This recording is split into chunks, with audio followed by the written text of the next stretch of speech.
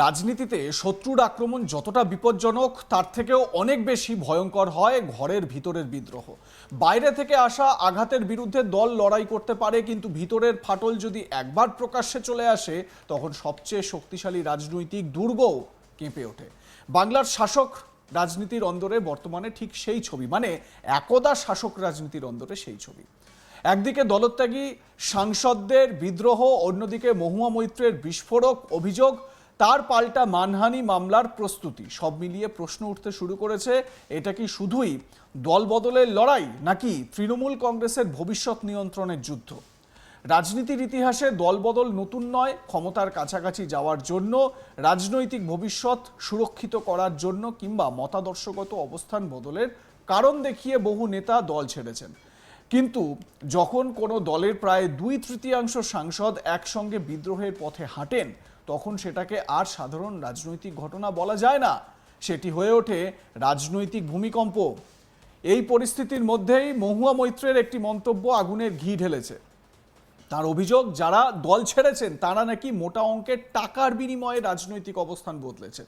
শুধু তাই নয়, তিনি এমনও ইঙ্গিত দিয়েছেন যে কয়েক কোটি টাকা আগাম এবং পরবর্তী কয়েক বছরে মাসিক অর্থপ্রাপ্তির প্রতিশ্রুতি দেওয়া হয়েছিল। অভিযোগের অঙ্ক এমন যা শুনলে সাধারণ মানুষ চমকে ওঠেন।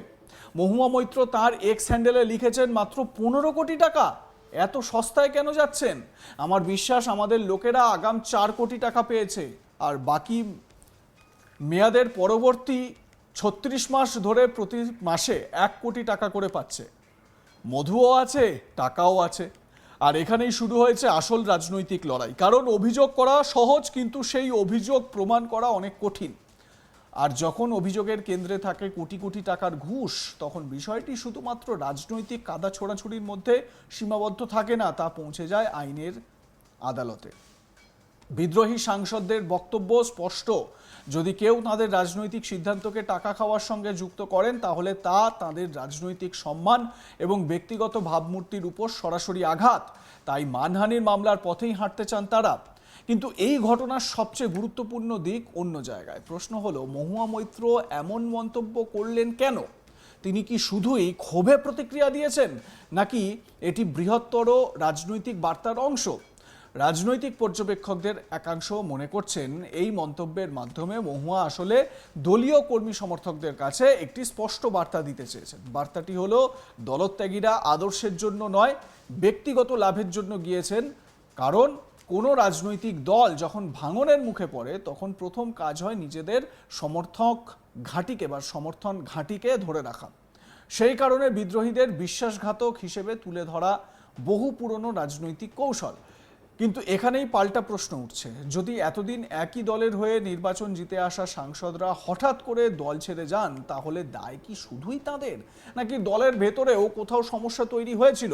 সেই সময় হয়তো বলতে পারছিল না, দল ক্ষমতায় ছিল, প্রভাব ছিল, বলে উঠতে পারছিল না। এই প্রশ্নই এখন সবচেয়ে অস্বস্তিকর, কারণ যে কোনো বড় রাজনৈতিক ভাঙনের পিছনে শুধু প্রলোভন কাজ করে না, কাজ করে অসন্তোষ, বঞ্চনা, নেতৃত্ব নিয়ে মতভেদ এবং ভবিষ্যৎ নিয়ে অনিশ্চয়তা।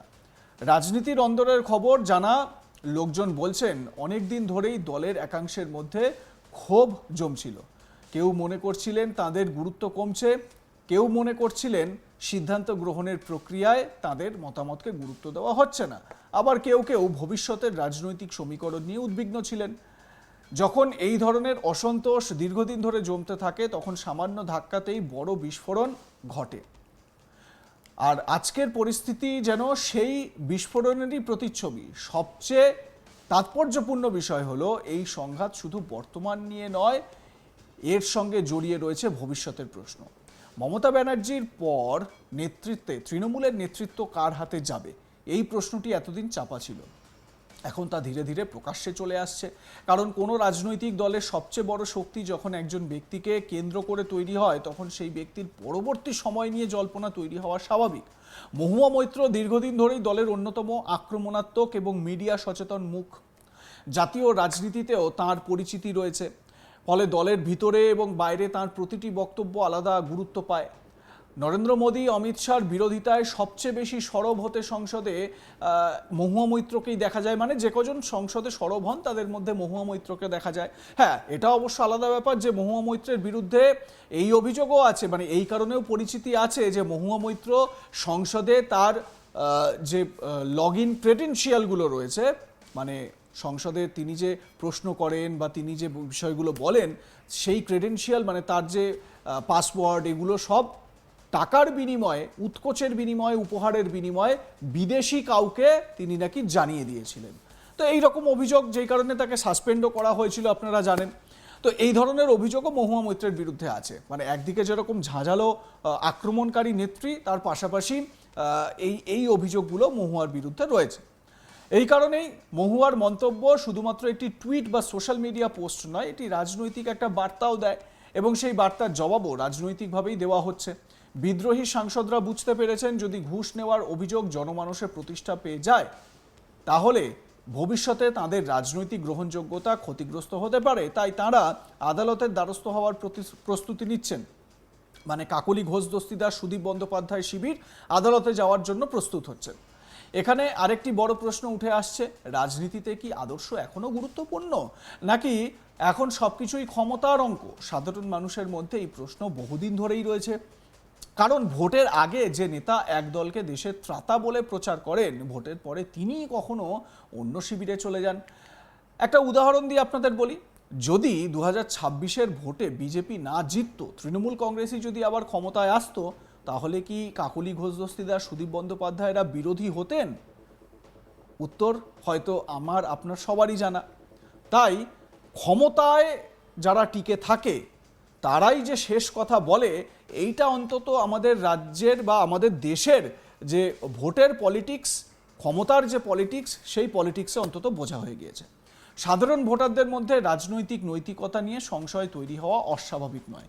এই পরিস্থিতিতে মহুয়ার অভিযোগ সেই সংশয়কেই আরও বাড়িয়ে দিয়েছে, যদিও অভিযোগ প্রমাণের দায়িত্ব অভিযোগকারীর। মানে মহুয়া মৈত্র যে অভিযোগ করছেন, এবারে কাকলি ঘোষ দস্তিদার, সুদীপ বন্দ্যোপাধ্যায়রা যদি তার বিরুদ্ধে মানহানির মামলা করেন, তাহলে এই অভিযোগটা যেটা তিনি সোশ্যাল মিডিয়ায় করেছেন মহুয়া মৈত্র, সেটা তাকে আদালতে দাঁড়িয়ে প্রমাণ করতে হবে।